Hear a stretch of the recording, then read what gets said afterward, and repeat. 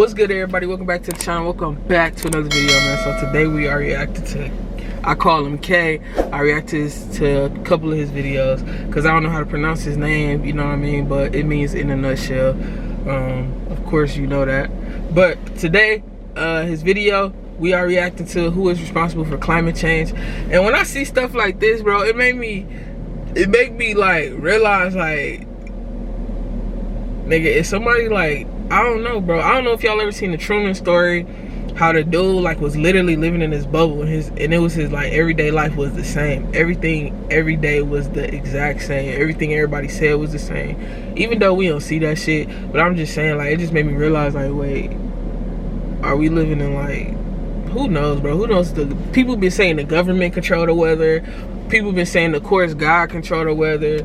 People been saying this, that, the third, bro. Who knows, bro? Who really knows? But without further ado, man, let's get right into this video in 3, 2, 1, 5. Since the Industrial Revolution, humans have released over 1.5 trillion tons of carbon dioxide, or CO2, into the Earth's atmosphere. In the year 2019, we were still pumping out around 37 billion more. That's 50% more than the year 2000 and almost 3 times as much as 50 years ago. And it's not just CO2. We're also pumping out growing volumes of other greenhouse gases such as methane and nitrous oxide. Combining all of our greenhouse gases, we're emitting 51 billion tons of carbon dioxide equivalents each year. And emissions keep rising. But they need to get down to zero. In recent years, the consequences have become more serious and visible. Almost every year breaks some horrible record. And it's like it's getting worse every year. Like, every year it's just something worse, something bad. Just like the Amazon wildfire, bro. Like, it's just always something different. Global warming still happening, you feel me? It's not talked about a lot, but it's still going on. You know what I mean? All the chemicals and shit going up in the world, and people blowing black smoke out their car and shit. Like, all this shit is terrible for the environment. Smoking a cigarette, terrible for the environment, bro. Probably us breathing air is terrible for the fucking environment, bro. We've had more heat waves, the most glaciers melting, and the lowest amount of ice ever recorded at the North Pole. Of the last 22 years, 20 have been the hottest on record.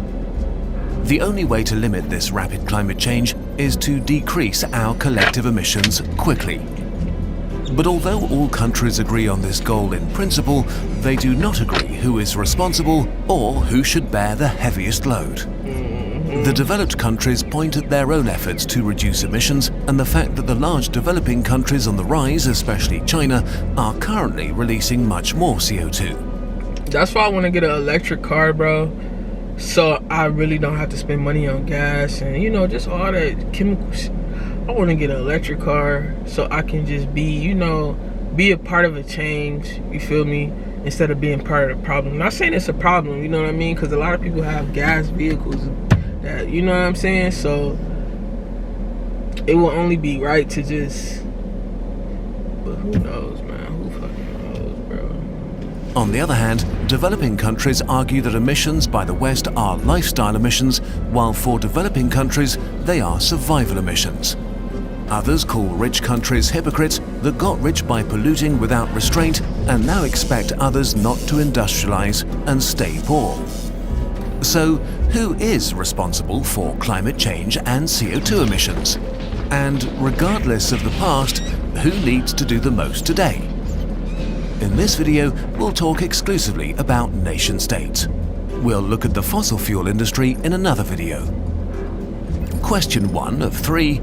Which countries emit the most carbon dioxide today? In 2017, humans emitted about 36 billion tons of CO2. More than 50% came from Asia. North America and Europe followed with 18% and 17%. While Africa, South America and Oceania together only contributed 8%. China is by far the world's largest emitter, with 10 billion tons of CO2 every year, or 27% of global emissions. It's followed by the USA with 15% and the European Union with around 10%. Together, this is more than half of the world's CO2 emissions. So it's clear that without the willingness and action of these three industrial blocs, humanity will not be able to become carbon neutral and prevent severe climate change. Next on our list is India at 7%, Russia at 5%, Japan at 3%, and Iran, Saudi Arabia, South Korea. That's why I like watching his videos, because it's like, I didn't learn this shit in school, bro. This is something new to me. Like, they didn't teach us this in school, so this is something absolutely new to me, like, for real. And Canada, all just short of 2%. Together with the first three, the top 10 are responsible for 75% of global emissions. But if we only look at the current situation, we're not getting the full picture. Question 2 of 3, which countries have emitted the most in total? If we look at emissions throughout history until today, the outlook changes drastically. The US and the EU both knock China off the top spot. The US is responsible for 25% of the world's historical emissions, emitting 400 billion tons, mostly in the 20th century. In second place is the EU at 22%. China comes in third at just under 13%, around half of the USA's contribution.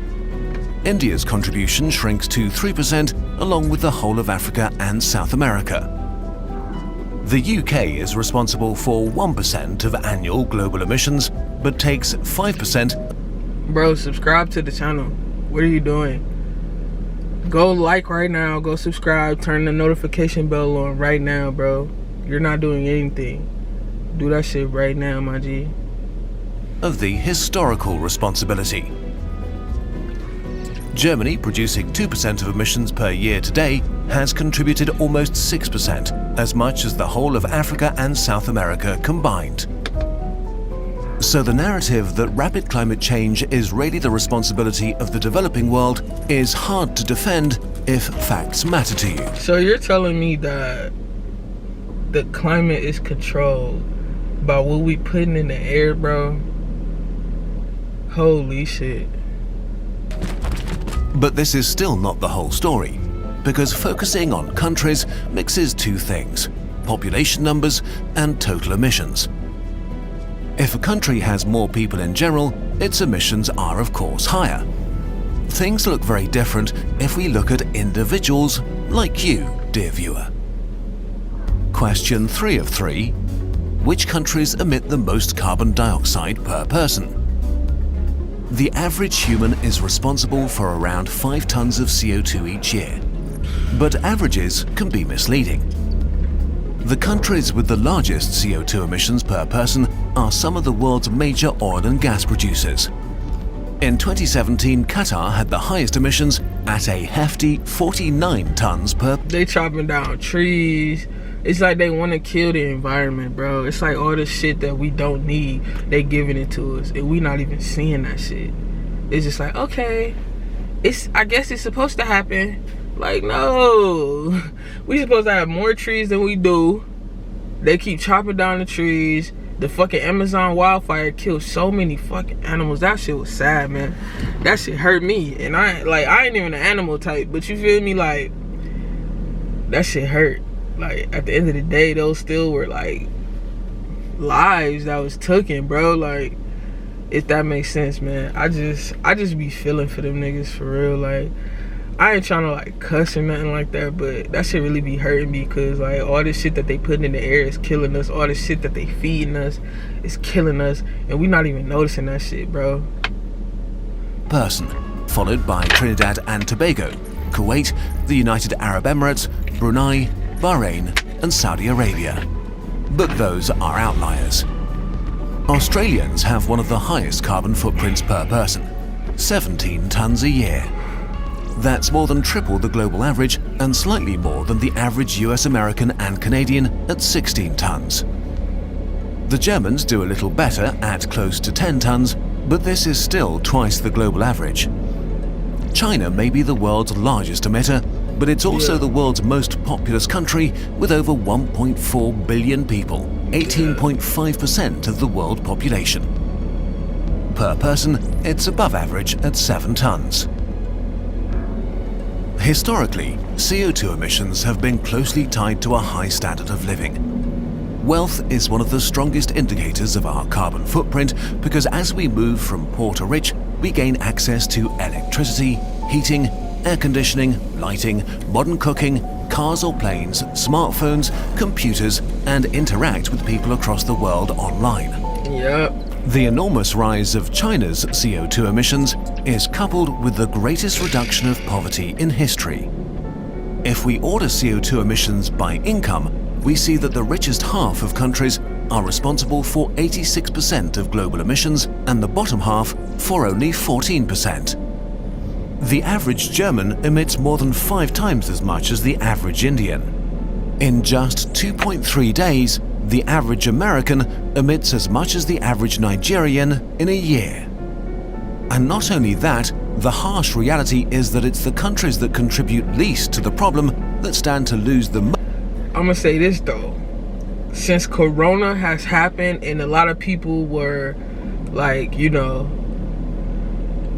in the house on lockdown, quarantine lockdown, they were in quarantine or whatever, a lot of this shit was like, I'm gonna say like, you know, people weren't really driving as much, so I feel like we kind of saved the environment just a little bit, just for the simple fact people were locked down, quarantine. It's like you couldn't go outside, you know, but then again, we still, like he said, we got our phones, we got access to that, we got access to these people still trying to fly and shit. People are like now just flying and stuff, but man, that's besides the point. I just wanted to say that maybe, you know, it went down just a little bit, but not really like a dramatic ass change. Hell no. Most from rapid climate change. We still suffering. The developing world will be hit the hardest. The consequences could be food insecurity, conflicts over resources, harsher and more frequent natural disasters, and large climate refugee movements.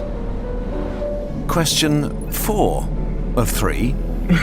So who should take responsibility? Many of today's richest countries are in a convenient position. They have become rich over centuries of fossil fuel burning and industrial production. They have a large historical footprint, and their wealth means they still emit a lot per person. But their country's annual emissions are now dwarfed by other countries because the giant that is China is finally catching up, and other giants like India are on their way. Many Germans, for example, wonder how, if Germany only accounts for 2% of yearly emissions, it can have a meaningful impact on reducing emissions. The answer is simple.